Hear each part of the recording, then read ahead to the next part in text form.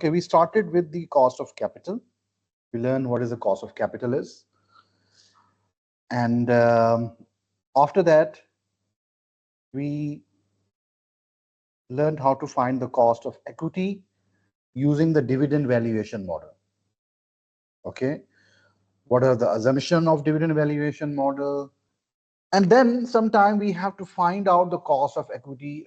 Sometime we have to find the growth as well. And we have two methods to find the growth, the Gordon growth method. And the second one was the average annual growth method. Today, we will start with the other method of finding the cost of equity, and we call it capital asset pricing model. Or in short, we call it CAPM. Capital asset pricing model approach to find the key is a different approach based on totally different idea, based on totally different concept. Formula again will be provided to you in the exam. KERE is equal to RF plus beta RM minus RF. Okay. Here KE again stand for the cost of equity. What is RF here? RF stand for risk-free rate. RF stand for risk-free rate of return. Risk-free rate of return. Okay, I will come to it, what it means. RM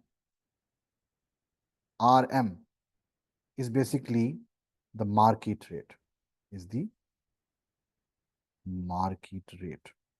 Beta. And beta is a measure of risk. Systematic risk is a measure of systematic risk. Okay, what it means. Look, this method uses three things: RF, beta, and RM. What is RF? Let me start with this RF. RF is a risk-free rate. Mean any investment that is risk-free. Is it possible that we have any investment that is risk-free? Possible. Government investment. If you invest in government bond, right? Look, if you invest in government bond, are you facing any risk? Look, what is the normal risk you have to face? Risk of liquidation. If you invest in government security, you don't have any face of any liquidation. Look, if the government don't have money, they can increase taxes and they will pay you money, right? Or they have the option of printing money, right? They have to raise money for you. So a risk-free rate is any rate that you can achieve from a government security, from a government bond, from a government investment. Normally we use it as a risk-free rate, right? RM is the market rate. Market mean which market? Stock market rate. Mean the average market rate you achieve from any certain market is RM, market rate. Now, what is beta? Let me talk about beta. Beta is a systematic risk. By the way, we have two types of risk that we need to know about: systematic risk and unsystematic risk.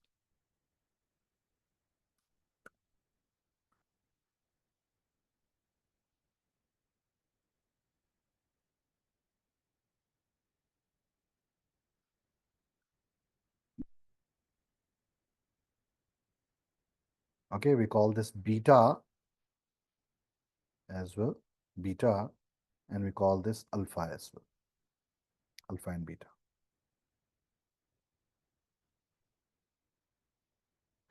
Now, what is systematic risk? A risk that you cannot avoid. A risk that you cannot avoid. Normally, systematic risk is a risk which which arise due to economic condition. Maybe you aware about macroeconomic factors from your earlier papers. Macro, huge, like the big factors that anything that can affect the entire economy, right? So systematic risk is the risk that is going to hit the entire country, that is going to hit the entire economy. Any event that might impact the entire economy, this is a systematic risk, like what COVID come. Every business affected. It's affect every business in the entire economy. So systematic risk is the risk that will affect every business, right? And that you cannot avoid at all.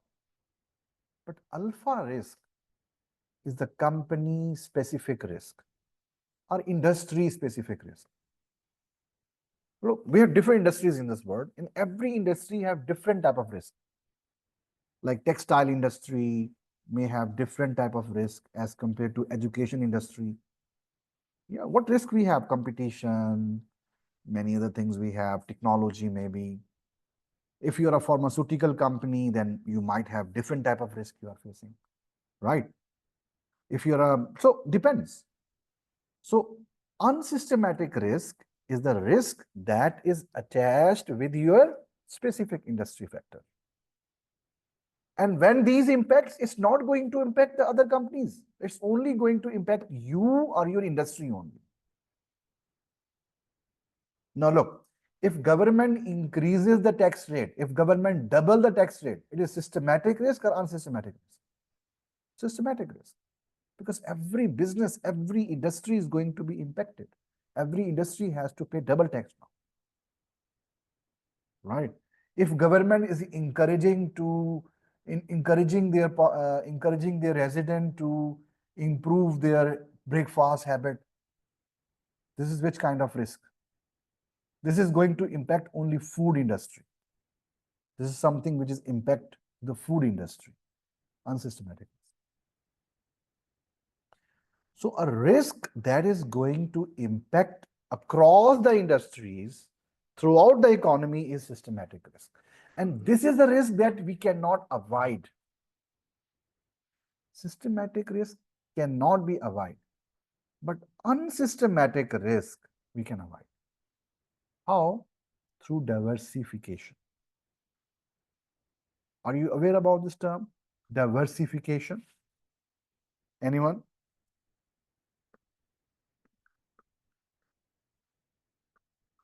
Diversification is a term which means, look, as an investor, look, all the richest investor in the world, not only richest, any rational investor, when he want to invest in the stocks, he will not just buy in one industry only.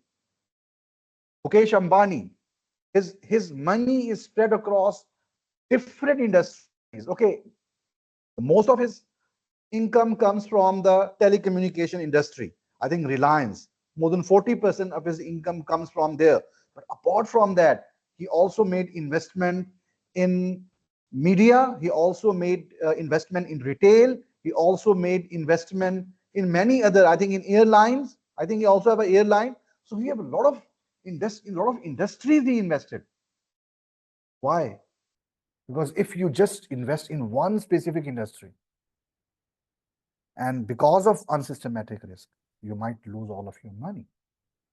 So better to invest some of it in education, some of it in telecommunication, some of it in media, right? So all of these people, if you see, their amount is spread across the different industries. So what will happen? If you fail in one industry, you will get the advantage from the other industry. The idea, what's the idea behind it? Let me take an example. Let's say you have some money and you want to invest. You have three options in front of you. One, you have option to invest. One option is you can invest in the government bond. You can invest in the government bonds and they're giving you a return of let's say 3% return on it.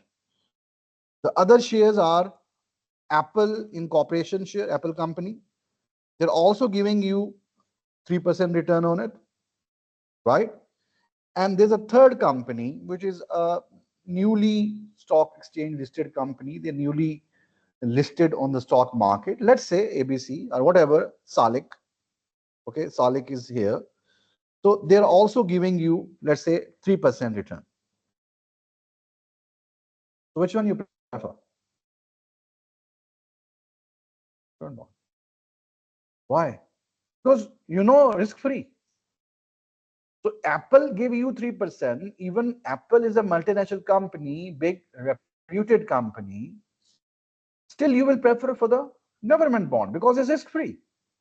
No one is going to invest in the Apple company. Why? We are okay. You are a well-reputed company. Okay, I know that, but still you have a chances of liquidation. So we are bearing risk. So if we invest in you, we want some extra for it. This is called premium, right? So let's say Apple, if they're giving 5%, yeah, then I might think about investing in Apple because they're giving me 2% more than the government bond, right? So that's the idea. So what is the idea behind capital asset pricing model? Look, investor want what? Investor, first of all, if you want to invest, if you want money from investor, what investor will require? First of all, he will require the risk-free rate. Okay, I need risk-free. Okay, let's say 3%. Plus, because you are not a government institution, you have a risk associated with you. So I want premium. Look, so this is basically, we also call it excess premium. Look, what is RM? RM is the market rate. And RF is, again, the risk-free rate. So let's say the market rate is 5%. So how much premium we are going to pay? 2%. So investors say, look, I am investing in you, so but you are attached with the risk.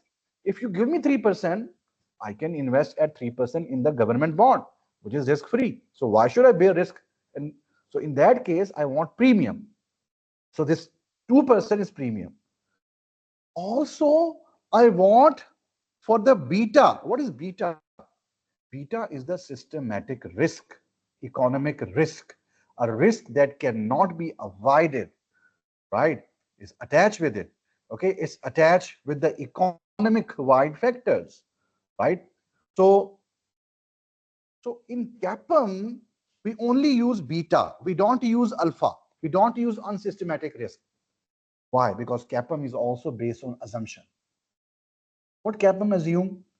CAPM assume because unsystematic risk is a risk that can be avoided. How it can be avoided? By having a well-diversified portfolio. And if you do diversification, unsystematic risk will be zero. When it becomes zero, look, let's say if you invest in almost all the industries in the stock market, then your unsystematic risk is zero. Then which risk you are facing? Only systematic risk. Beta of the market. Look, so first of all, beta of the market overall is always equal to 1. The overall market beta is always equal to 1. But there are some industries which has more risk if economy will, let's say, move into recession. So what do you think? All industries will affect in the same way? Yeah, those industries who are selling luxuries, they will be definitely impacted the most. Those businesses who are selling the basic utilities, I don't think so they're going to affect. Whatever happened, credit crunch, government increased taxation, whatever. Government have no proper control over the economy, whatever. People still need to feed themselves. People still need to get education. People still need to pay for their grocery. So basic necessities are not going to be impacted as the luxury stuff, maybe sports car, maybe construction, you will postpone. Traveling, you might postpone. That means this beta will also vary from industry to industry. So some industries whose beta is high, let's say if your beta is 2, if an industry beta is 2, that means this industry risk is double than the market risk. So if market is going to be impacted with 100%, let's say, they will be impacted by 200%. If your beta is 1.5, market beta is always 1. Keep in mind, the market overall beta is always 1. So if an industry or if a company beta is 1.5%, 1.5, that means their risk is 50% more than the market. If your beta is half, 0.5, maybe a basic necessity, basic utility, that means your risk is half of the market risk. If market will impact by, let's say, 50%, you will be only impacted by 25%. So, okay, so as an investor, okay, I want premium, but I also want for the risk I am bearing. If your company beta is 2, look, let's say beta is 2, then I want the double excess return, right? So how much I need? I need the risk premium, which is 3%, plus double of the excess return, 4. So I need 7%. If you don't give me 7%, I will not invest in you. That is the idea behind CAPM. Look, it's quite logical. So what investor want? Investor want risk-free plus premium. Okay, we also call it RM minus RF. We call it risk premium or excess premium. I mean, sometime formula is like RF plus beta multiplied by risk premium. And sometime in the exam, he will give you risk premium. He don't give you RM. He will give you risk premium. So what student do? Risk premium minus RF. Wrong. He already gave you RM minus RF. So you don't need to subtract again, right? A systematic risk is a kind of a risk which is going to affect all of the business in the economy, but not all of them will be affected in the same way, right? That's why we are going to use a different beta. Look, for example, if a country where electricity shortage, let's say, is a problem, so if the electricity crisis was there, you have a shortfall of the electricity, of course, every business is affected. But all of them are not affected equally. Yeah, those who are more reliant upon the electricity, they will affect a lot, like the textile industry, the chemical industry. Education industry, I don't think so. I don't think so. It's impacted a lot, right? Maybe they impacted, but they're not completely relying upon the electricity. Systematic risk, somehow it affects, but it will not affect in the same way. On the other side, unsystematic risk is just a risk within any industry, only industry risk. Or it may be risk associated with the company only, and which can be avoided. So in CAPM, we only use beta. We don't use alpha.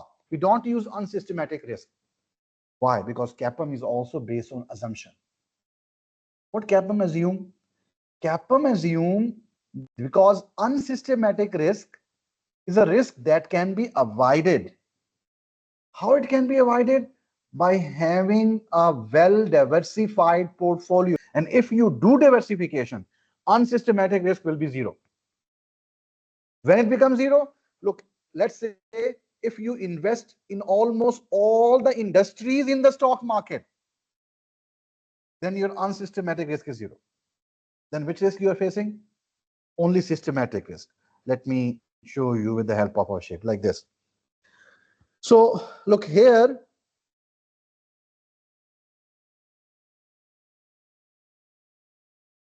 Below this line, let's say here's a line.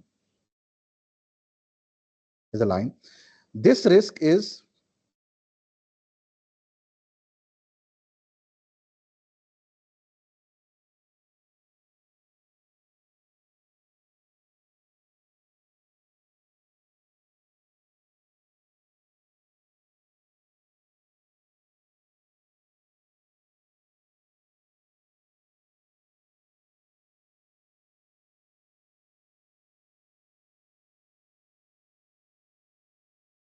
Look, so as the number of investment you keep on increasing, your unsystematic risk, your alpha risk is keep on decreasing.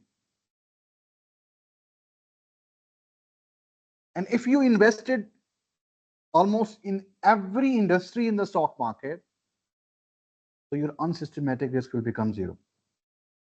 Because unsystematic risk is just the specific industry risk. And if one will fail, other will take advantage of it. So it can be avoided only if a business has a well diversified portfolio. But systematic risk, no. Even you have a well diversified portfolio, systematic risk cannot be avoided. So basics on this point, as I said, DVM was a model. DVM was a model, so it was based on some assumption. Similarly, CAPM is also a model and it's based on some assumption. And what is the first assumption of CAPM? That investor has a well-diversified portfolio. Investor is already well-diversified. So if I am well-diversified, I will not worry about any unsystematic risk. Then I will only worry about the systematic risk. So on the basis of that, CAPM ignores the alpha risk. It's only incorporated the beta risk in its calculation.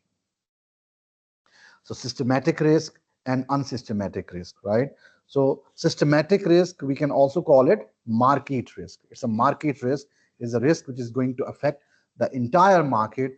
The unsystematic risk is kind of a unique risk, which can be avoided by having a well diversified portfolio. Okay, so that's the thing. Okay, let me show you what assumptions CAPM made. So look, these are the assumptions of CAPM. Okay, the investor is well diversified. Look, assumptions, as I said, will become drawbacks as well. So sometime we will say, explain the drawbacks of CAPM. So what we will say, CAPM assume that investors are well diversified portfolio, but all the investors are not well diversified, right? Think, if an investor is not well diversified, then CAPM is suitable way to measure their cost of equity? No. So in that case, the investor is also facing the alpha risk as well. So investor want return for both the alpha and beta, and CAPM didn't incorporate the alpha risk at all. Right? Number two, we are living in a perfect capital market. Perfect capital market means a market where there is no cost of obtaining the information. Information is freely available to all the investors, and all the investors are rational. There will be no transaction cost of buying and selling the stocks. There's no tax. And then unrestricted borrowing or lending. Yes. One other assumption of CAPM is any investor, if they want to borrow money, they can borrow at the risk-free rate, at the unlimited amount of money they can borrow from a maximum amount of money, an unlimited amount of money from the risk-free rate from the market. I mean, any company they want to borrow, they can borrow very easily as the risk-free rate, but in reality, it's not a case. Okay, but what CAPM assume that all the businesses can get access to borrowing very easily, and they can borrow at the risk-free rate. Why? Look, this information is basically linked with the perfect capital market. What is perfect capital market? A market where the investor is rational, people know everything about the company, but in reality, these are not the cases. But still, the CAPM is a more reliable method of finding the cost of equity as compared to dividend valuation model. Okay, question number 9. Please find the cost of equity here.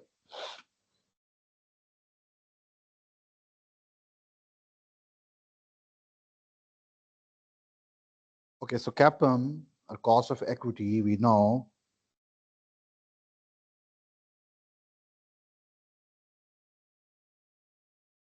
RF, or you can write small r as well, RF plus beta into RM minus RF. Okay, so the government bond gives you a rate of return of 4%. So look, all of these information will be given to you. The beta of the company is 0.92, and it's less risky as compared to the security of this company is less risky as compared to the overall average industry. And then the RM is 7% and RF is again 4%. So how much? It will be 3%. So this 3% is the risk premium that investor wants from you, right? But according to the beta. So what is the answer? If you do it, the answer will be 6.76. The cost of equity for your security, for your equity stock is 6.76%. Next one.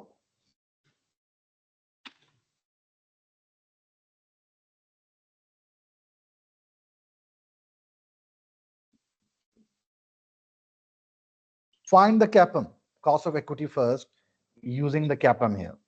So once again, here, risk-free rate is 5% plus beta is 90.9 and into RM, market return, stock market return is 12% and minus RF. So risk premium is 7%. So 7% into 0.9. How much you get? 6.3% and plus 5%, 11.33. Really? Then maybe I get a wrong answer. Look, no. Market return is 15%.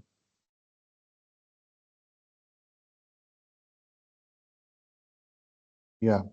50 minus 5, 10. 10 into 0.9. Yeah, 14. 14, yeah.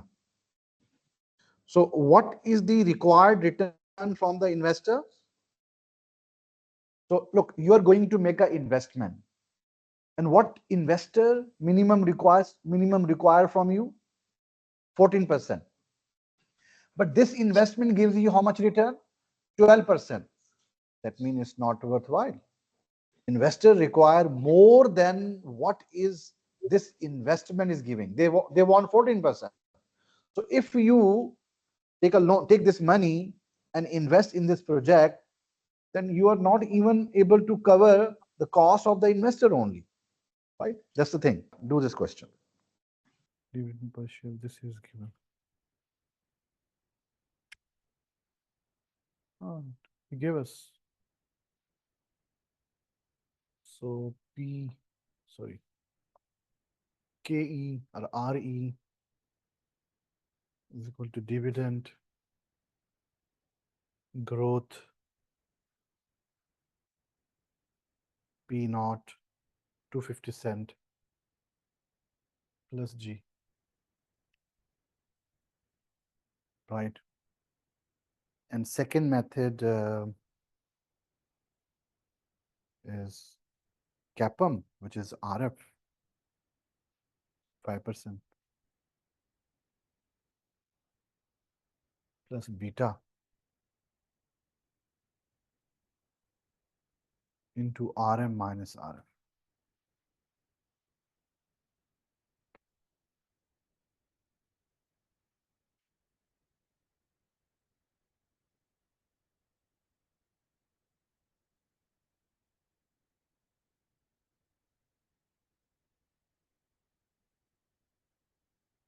What answer you get? 11.32% and 9.2%. Okay. So we have two methods to find the cost of equity using the dividend valuation model and using the capital asset pricing model.